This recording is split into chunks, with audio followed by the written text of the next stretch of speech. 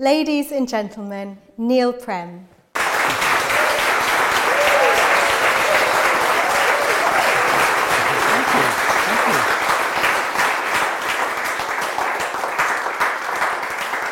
Thank you. That's really kind of you. I'd like to start by asking you a question. When you were young, what did you want to be when you grew up?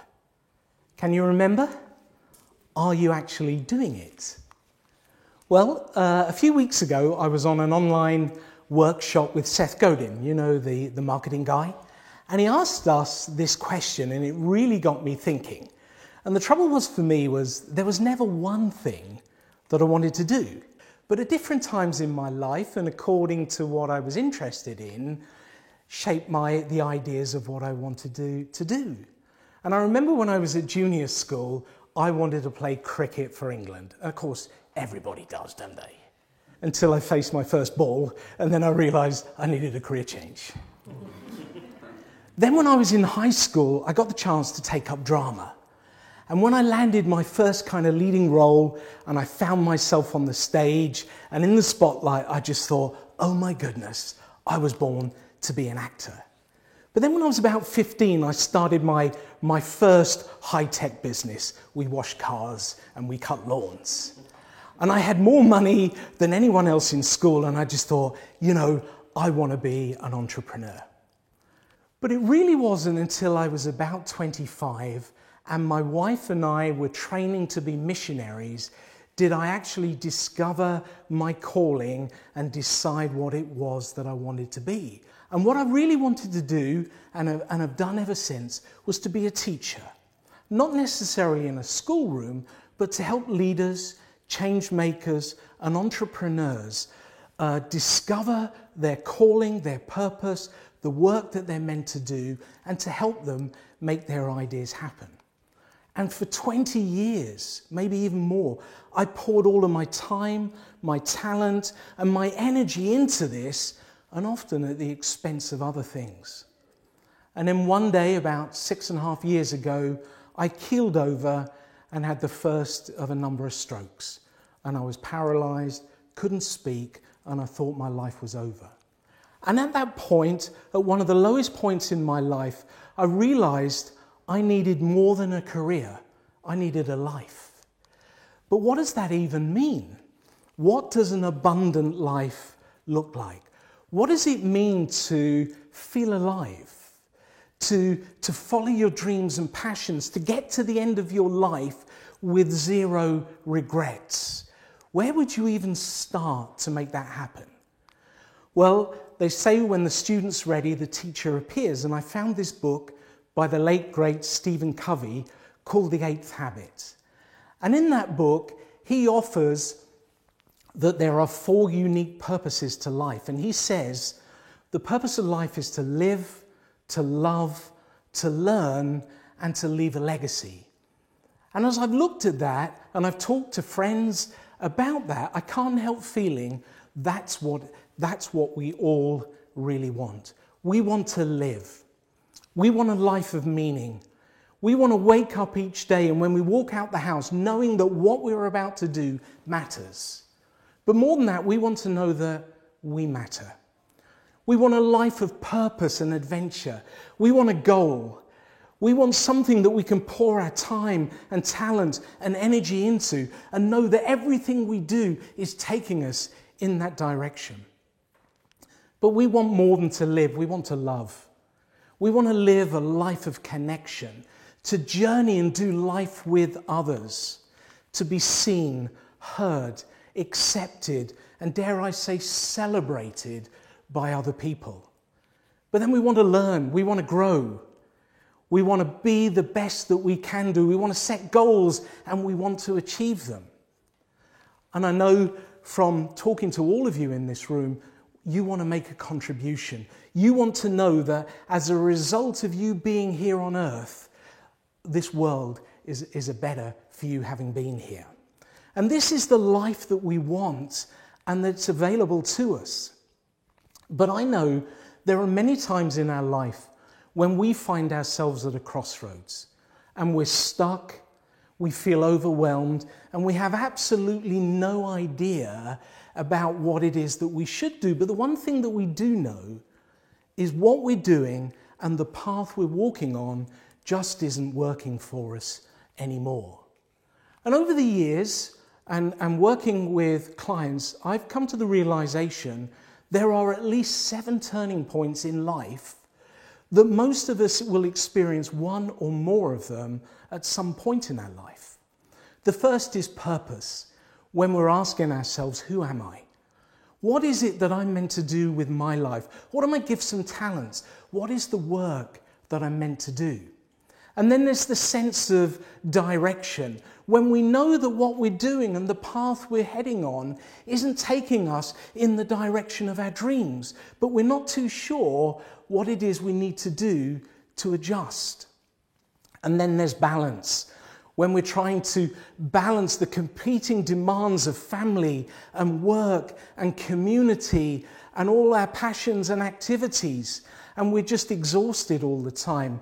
We're running on empty, we're running on fumes.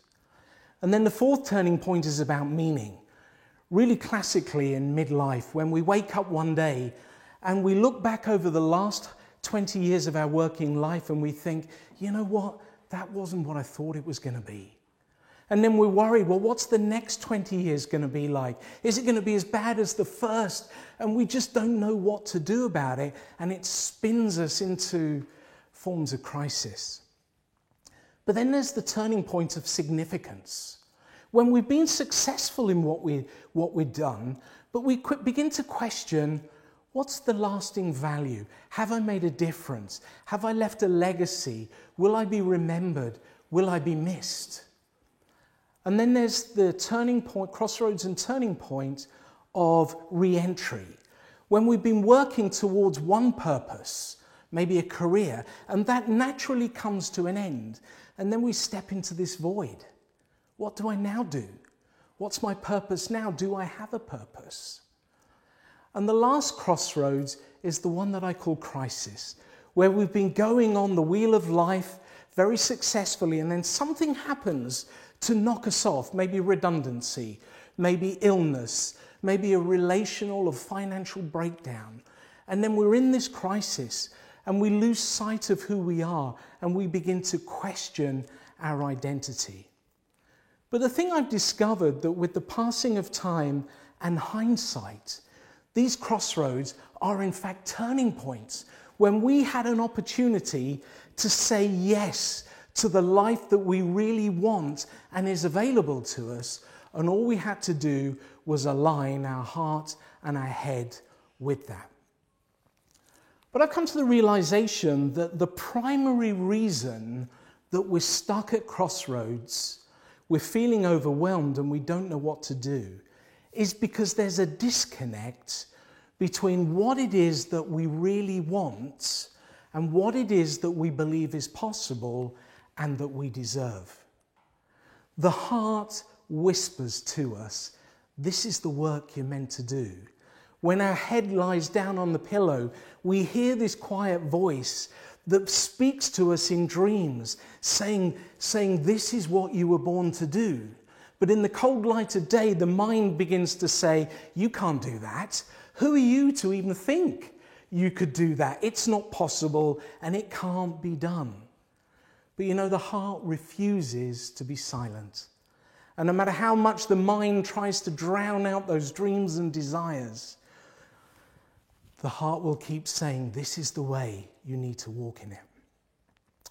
When I was 5, maybe 6, I remember vividly my first day at school. I'll never forget the feeling I had when my mother dropped me off at the school gate, waved at me, and then walked away. This feeling of confusion, I felt so alone and abandoned and rejected. But how many of you know, as parents, she was probably feeling just as bad herself? But with all that emotion going on around me, it quickly amplified when one of my students said to me, he looked at me and he said, "You look like a poo." And these other students began to laugh. And in that moment, I felt more vulnerable than I ever have done in my life. I felt alone, I felt abandoned, I felt rejected, and I felt a sense of shame, which I found it hard to shake off for decades afterwards. And in that moment, I was desperately trying to make sense of what was going on, what I was experiencing, what I was hearing. And I think in that moment, I created a belief that said, I'm not good enough. And I took that belief and I began to wear it as a label over my life. And in doing so, and unwittingly, what happened was that label then became a limitation, limiting my every choice that I made.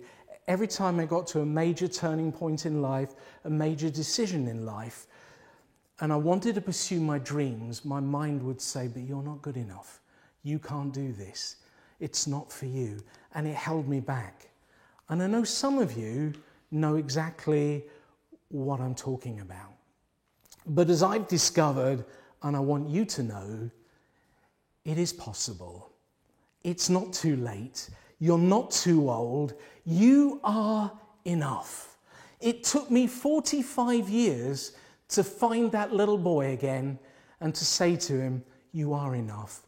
You are safe. We can take off that label and we can take off that limitations, and you are free to become all that you were meant to be. Because the world needs your passion. But more than that, the world needs us to wake up, to remember who we are, to let go of the lies we've believed about ourselves, about the world and our place in it, and to do what matters. But in order for that to happen, we need an identity upgrade. We need to believe, to take hold of and put these on as labels, to understand that you are not a mistake. You are here for a reason. You are fearfully and wonderfully made. You are beautiful beyond measure. You are talented beyond measure. You have an ability that nobody else in the world has, and the world needs your passion. You have a message. You have something to say. And more than that, we need to know that we matter, that the world is a better place for us being in it. But in order for us to remember who we are, we also need to let go of the fear and the guilt. We need to let go of the lies we've believed about ourselves, about our place in the world and how it works. We also need to shake off the shame that we've taken hold of about the things we've done in our lives and the things that have been done to us. We also need to let go of the regrets, all of those things that we didn't do, the decisions that we didn't make. Have you ever seen that film Sliding Doors, where the actress tries to get on the tube, but she misses it and her life goes into parallel? I know many of us feel our lives have been like that. If only we'd made that decision, we'd have been carrying on this life differently. We'd be living somewhere else. We'd be doing something else. We'd be somebody else. But we need to let go of those regrets. And on top of that, we need to learn to forgive ourselves. Isn't that a hard thing to do? And to forgive others. And we just need to let all of that go.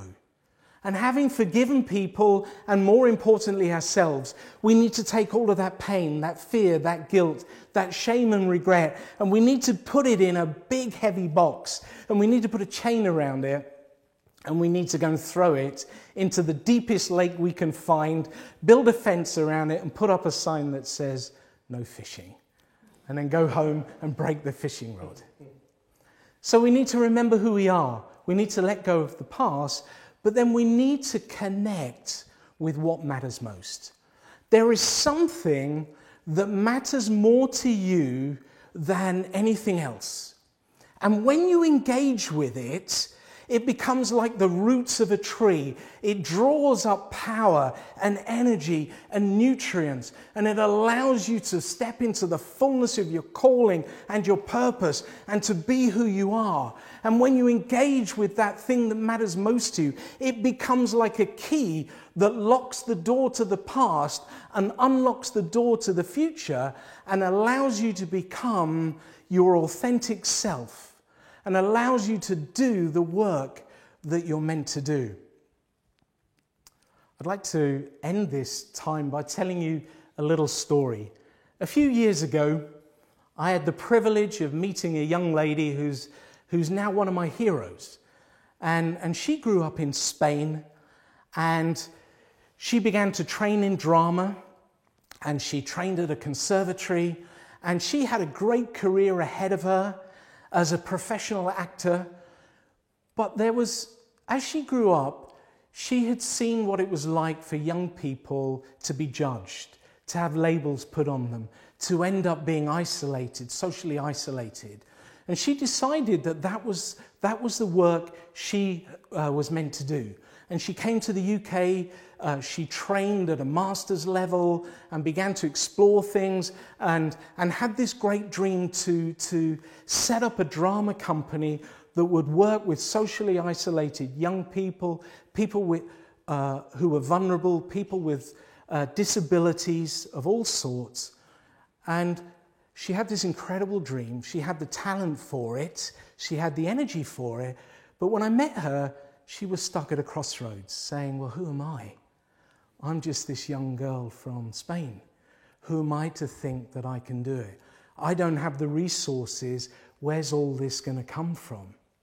And we sat down and together we held up a mirror, reminding her of who she was, that she was born for such a time as this, that this was the work that she was meant to do, that nobody else could do it. And if she didn't do it, nobody else could.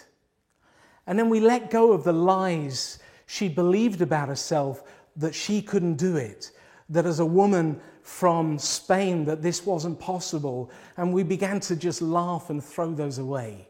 And then she began to engage with that thing that matters most to her, to working with young people, with disadvantaged people, with homeless people. And as she did, it became like the roots of that tree that just filled her up with this energy. And I watched her getting taller and stronger. It became like a key that locked the door to the past and unlocked the door to the future. And here she is now, working all over the world, taking her team, a very large team, working, making transformation. And Marina, could you come up here, just like everybody to...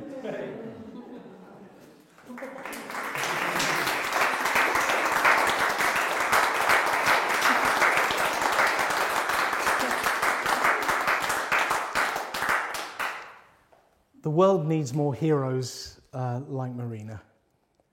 And would you like to say anything? Wow, what to say? Now, so many times I felt that I was not good enough, but because Neil was next to me, mentoring me, I always thought if Neil believes in myself, I have to carry on. And now I'm here. Then thank you so much. You're welcome. Thank you very much.